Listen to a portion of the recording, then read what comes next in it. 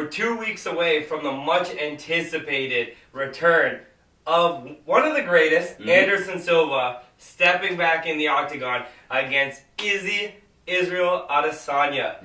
Now listen, I've heard a lot about Anderson Silva in the news lately, and it hasn't been directly related to Israel Adesanya. So is this guy truly focused on this fight?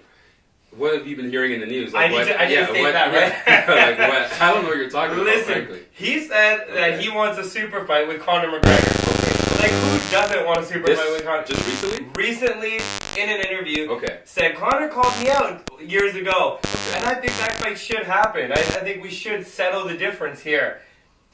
And also, recently, he started training with a guy that beat Adesanya twice. Alex Pereira in kickboxing defeated Israel Adesanya. One was on points, one he knocked him out in the third.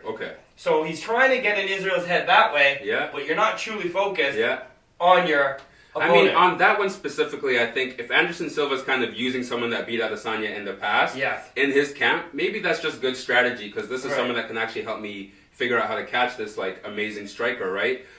For the calling out McGregor this past week, like, I don't know where his head's at on that, but frankly, it doesn't really matter. When we're talking about Anderson Silva, what we have is literally one of the GOATs of the sport, And this is someone who has been on the biggest stage time and time again and performed over and over again under the brightest lights. So let's not diminish, the man that Anderson Silva is. I think if he signs the fight and he actually says, I want to fight at this stage of his career, you better believe he's coming in focused, and he's coming in because he thinks that he can win. Well, I mean, speaking of that three-letter word, win, he's only done that once in his last 6 fights.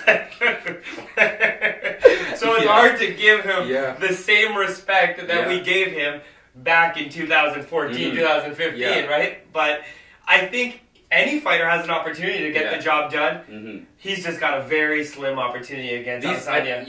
And maybe I'm a little bit crazy here, but I think the losses on Anderson Silva's records are grossly overstated, right? Like, in my mind, I don't know that this guy's really lost any of his last 6 fights. And just follow me here, okay? We'll do the logic. We'll do the logic. I mean, his last loss, I think, was to Daniel Cormier. Well, he beat Derek Brunson, I guess, which was obviously a win, and then he lost to Daniel Cormier. Daniel Cormier right before that. That was a fight that he took on maybe 1 week's notice. UFC 200. At light heavyweight, too. Light heavyweight, stepped in to save the card because I think John Jones couldn't actually make it to that contest. I think that's the fight. I could be wrong on that shit, okay? So, listen, man. This guy didn't really lose to Cormier. He took him on like 1 week's notice. Lost the fight. He's a hero in that fight, okay? Before that, he fought Bisping. In a fight that kind of had a really controversial knee, but he basically had him knocked out all the way. So you can say that Bisping was out on his back cold. 3 seconds late after the round, but that's fine. He was brain damage galore, and they still let that fight continue. So as far as I'm concerned, he did knock him out in that fight as well. Okay, I'll give you that. One before that, Nick Diaz. Overturned. I think there was a steroid controversy. But he did win that fight. But he won the fight. That's all I'm trying to say. Okay, all right. In the first Chris Weidman fight, keep following me here, guys, because I swear I'm going somewhere. In the first Chris Weidman fight, kicks Chris Weidman in the leg, breaks his leg. That's a loss on the record, but is that truly a loss? That was the second one. That was the second one. But we're moving back in order, so you're right. You're right. So that's not a loss. That's not a loss. That's not really a loss, okay?